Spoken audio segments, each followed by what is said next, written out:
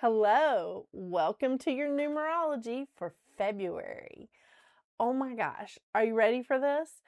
I'm having to back up a little bit from my notes because I got new contacts and I'm having a difficult time adjusting to them.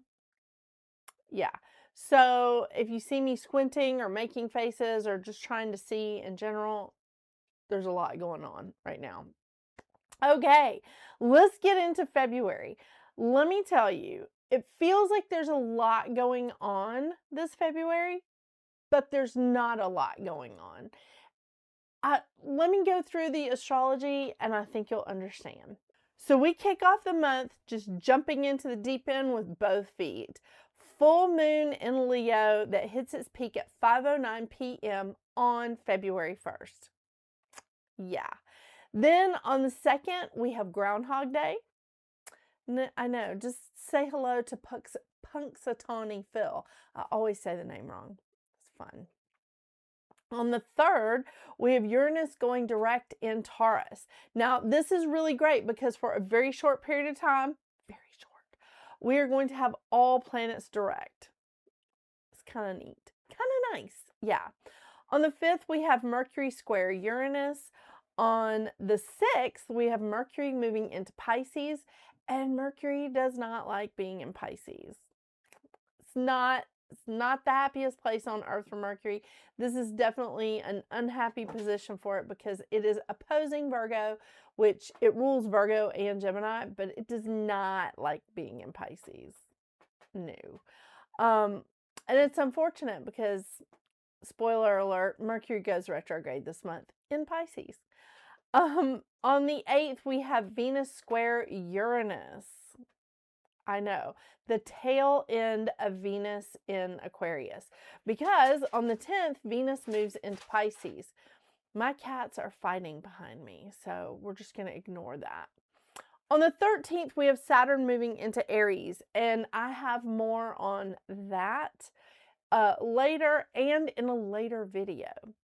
On the 14th, we have Valentine's Day. So happy Valentine's Day, everybody. On the 16th, we have Mercury trine Jupiter. They're really fighting. On the 17th, we are moving into the year of the horse. It is the Lunar New Year, and we are moving into the year of the fire horse. And I also have a video coming out about the year of the fire horse. Very exciting, especially now that my hand has mostly healed and I'm back in operation for the most part. We also have a new moon in Aquarius and a solar eclipse that hits its peak at 7:01 a.m. Eastern Standard Time. Now, I will tell you, this is where we start seeing the ecliptic move off of Pisces and Virgo and into Aquarius and Leo. So this is the new moon solar eclipse, the first solar eclipse that we're going to see with the Aquarius and Leo ecliptic, with them being on the ecliptic. And fun, but the moon moves into Pisces just 2 hours after this solar eclipse. On the 18th, we have the sun moving into Pisces. On the 20th, this is something really important. We have Saturn conjunct Neptune in Aries, and it is going to be a very, very long time before this happens again. It takes Saturn about 28 to 30 years to move through each sign, to move through like all the zodiac, the 12 signs of the zodiac. And Neptune stays in one sign for 14 years. So it is going to be a very long time before you see this happen again. Yeah. 29 to 30 years for Saturn and Neptune. 164 years it takes to move through all the signs. So it is going to be a very long time before we see this particular conjunction happen again. So that's why I was preparing a video just about this particular conjunction. On the 22nd, we have Venus trine Jupiter. And on the 26th, we have Mercury going retrograde in Pisces. Yeah. On the 27th, we have Mars square Uranus, and on the 28th, we have Mercury conjunct Venus. Now, we are ending this month with 3 planets plus the Sun and North Node in water.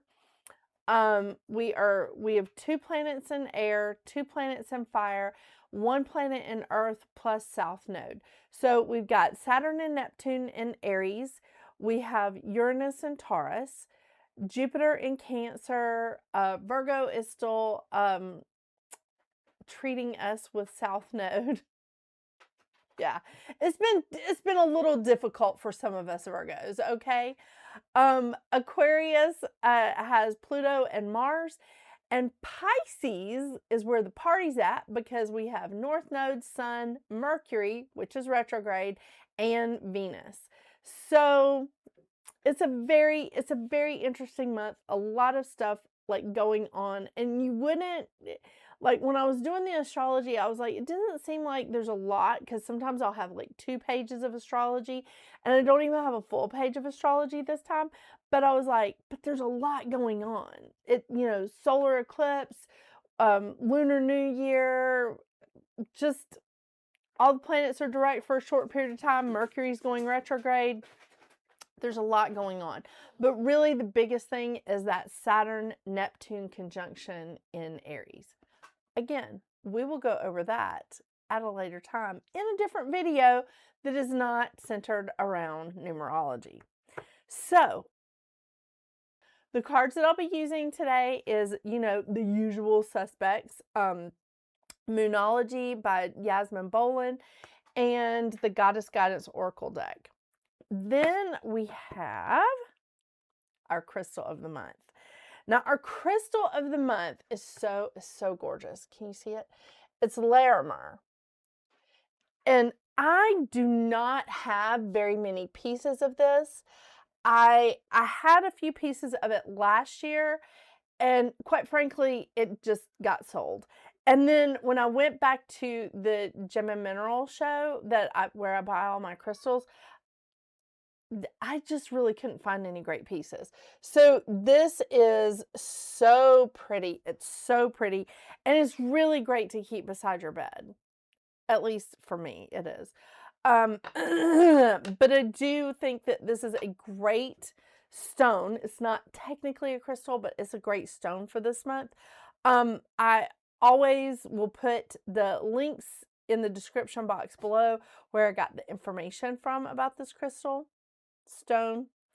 But the reason why I chose this particular one for February is because it's a stone of compassion. It's a stone for love, a self-love. It's a stone of forgiveness, bringing in tranquility, peace, serenity, but it's a very comforting stone. It's great for the throat chakra, helping clear up communication. And we're definitely going to need that with Mercury not only being retrograde, but being in Pisces. Yeah. This is great for getting creative solutions to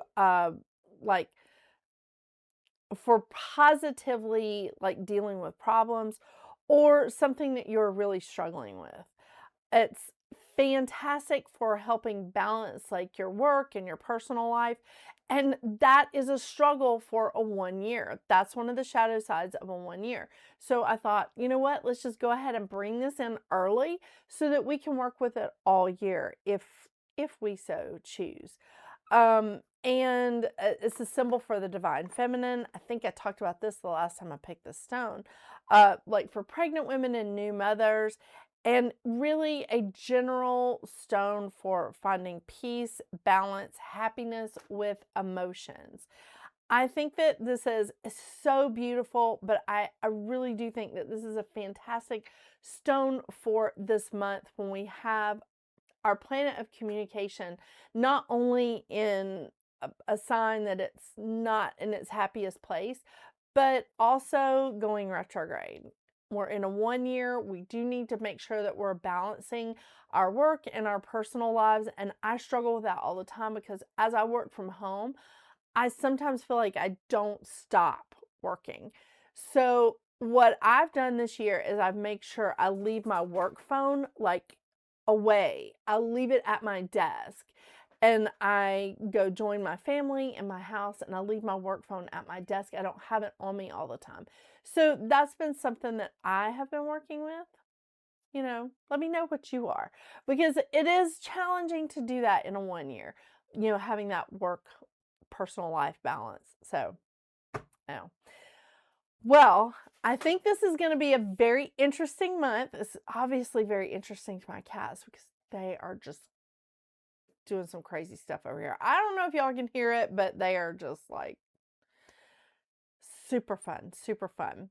I hope you all have a wonderful, wonderful February. Enjoy Groundhog Day and happy Valentine's Day. And let's see what is going on with your individual life path numbers for this glorious, glorious month. Hey, real quick before I go any further and continue with your life path number readings, your individual life path numbers, I have been discovering as I've been doing the readings that I got new contacts and I cannot see my notes that are in front of me. And my notes help me stay on target with what I'm talking about. You know, ADHD is a real thing. It is. So I have to put my glasses on to see them, or I'm trying to back up like really far to like, but it's a mess. It's a mess. And then trying to read the cards is like a whole nother animal. So what you're going to see in a lot of these videos is me wearing my glasses.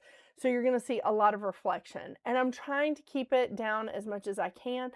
But you're going to see my lights. You're going to see my monitor, my camera. I mean, I'm so sorry about the reflection and all of that mess. But I literally... my contacts changed, so now I can see from a distance really, really clear, but up close, like nothing. I mean, it's bad. And trying to put my makeup on, oh my gosh, it's a mess. So if there's flaws in my makeup, if there's stuff going on with my face, just forgive me. I'm really struggling right now. I have to go back to the eye doctor and see if we can fix this problem. But I just wanted to tell you that. And also, I got a new desk mat, so you won't see where my cats have picked it and where I spilled nail polish remover. I know. You know, this Virgo does like a tidy desk. So, anyway, this is what you're going to see a lot throughout the videos, and I'm really sorry. And I'll try to keep my head down as much as possible to keep the reflections down. But you know, I move around a lot when I talk, so you're going to be seeing this. My apologies. My hand is doing much better, but still can't get the fingernails on because my fingertips are actually super sensitive on this hand. So, that being said, I hope I've answered any questions or any complaints that people may have, because I know there are going to be complaints. But I just wanted to address that before we got into everybody's individual life path numbers. So, here we go.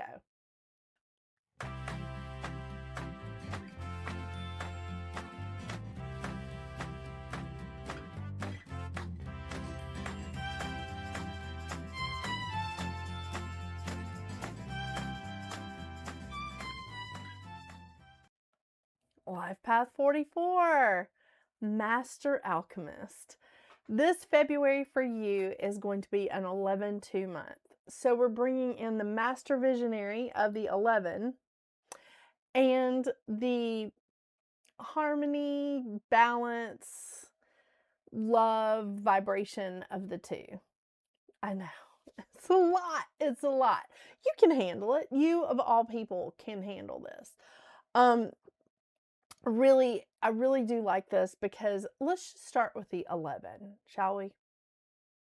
No, let's do it backwards, different than we did the 8. Let's do the 2. So the 2, the mantra of the 2 is, with an open heart, I joyously receive and offer infinite love. Did you hear that? You have to receive in order to offer. So the 2 vibration wants to look at both sides of the situation. Balance, again, diplomacy, love, and harmony. Looking at both sides of the situation at relationships, at businesses, at family, at romantic relationships, um, community, coffee clutches, book clubs, whatever you're doing. Any kind of unit, couple, or like group that you have going on, that 2 vibration wants everyone to feel comfortable. They definitely are looking for the soul connections and keeping their hearts open during this time. This is a wonderful time for utilizing and emphasizing the law of attraction in your life.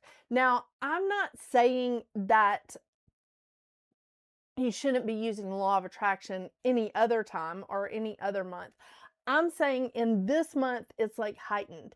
It's like anytime, well, you're 44/8, so you can manifest at any given time too. All of us can.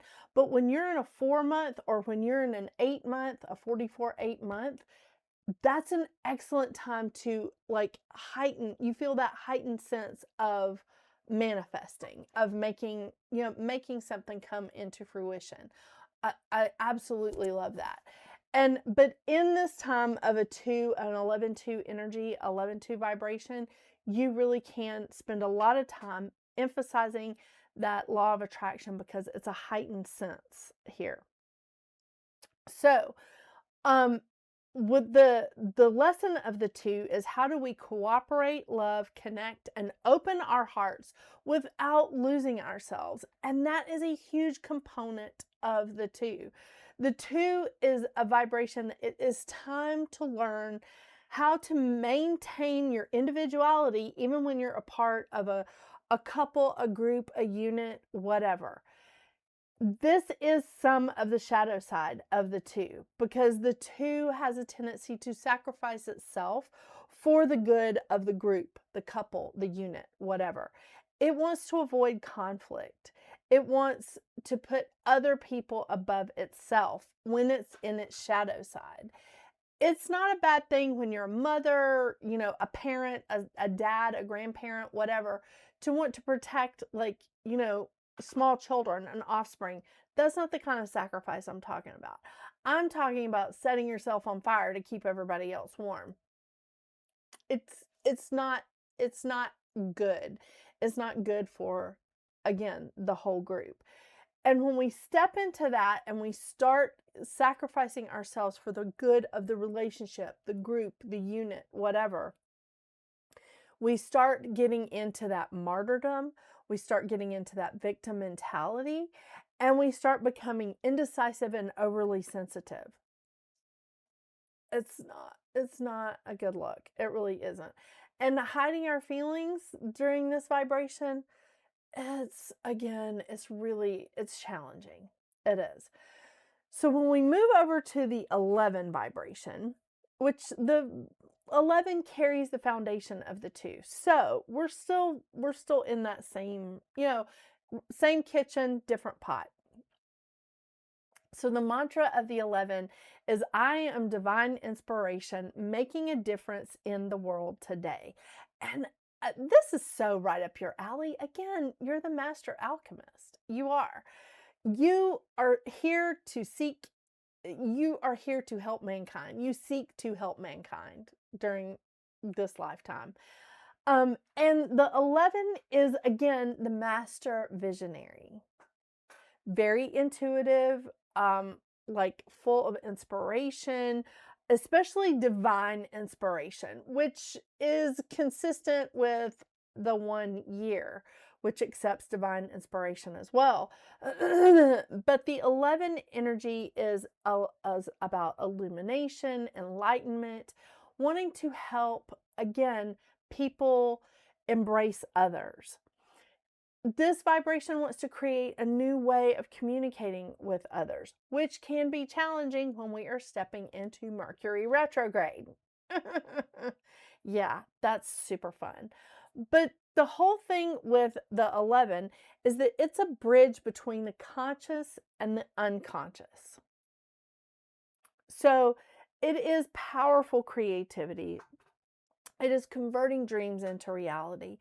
And again, high expectations because it really looks at people and says, all right, I'm connecting the conscious to the unconscious, or vice versa. Either way you want to go is a connection point. But the thing is, because it is the master visionary, it really sees potential in people, in situations, which ties in with the 1 year seeing potential. And it has a lot of high expectations. I know, it's hard to deal with sometimes. I am married to an 11 too. Ugh. So the lesson of the 11 is embracing humility and altruism and the willingness to convert fantasy into action. So that is really challenging, but you don't have a problem with that because, again, you are the architect, the master alchemist of the numerology. Love that. I love it. So the shadow side of the 11 is ignoring spiritual gifts. I don't really think you have a lot of problems with that, but sometimes when we're in that vibration of the 11, I have a tendency to ignore stuff. I'm like, oh no, I'm being pulled to look at this, but I'm just going to ignore it. I don't know where it comes from, but it happens. So make sure that you're watching out for that, because ignoring spiritual gifts can lead to perpetual headaches. And like, you know, when we're in a lengthy time of this, like a year of an 11-2, which is what we're going to have in 2027, when we're in that year of an 11-2 energy, we really can like bring about illnesses on ourselves when we're ignoring our intuition. But what it really does is it makes us second guess ourselves. It causes us to be way too sensitive, like the 2, have a lot of nervous tension, become very impractical, and we have a lot of problems interacting with people publicly. And that is also going to be true when we're in Mercury retrograde. So watch out for that during this month. Those shadow sides, for some reason, and I'm a life path 22-4, those shadow sides leak into me when I'm in a vibration of an 11-2. Just fair warning. I know. But I really think that this can be a phenomenal time for you. I love it when I see master numbers and their month is a master number. I know. It just feels like big. I don't know how to say that. It does feel big. Yeah. And you're an original thinker here, Life Path 44. You can get through this really well. All right, let's see what advice cards we get for you. Sorry, my computer just went a little weird. And it is a lot easier to shuffle the smaller decks of the Oracle cards than it is the 78 card deck of the Tarot. But these are the 2 Oracle decks that I do like every month with the numerology. So, all right. And my finger is also healing. Pretty good.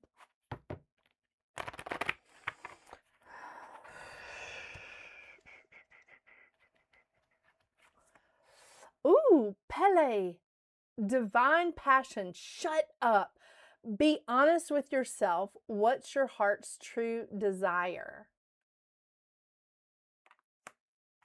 Oh, that is awesome. That is awesome. What is your heart's true desire? I mean, you're in a time of powerful creativity and working with partners. I love this.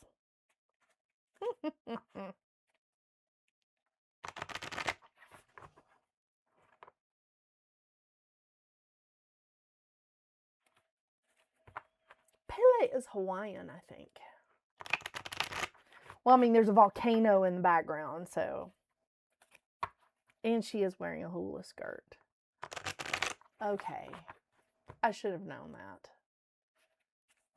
And maybe it was in my unconscious.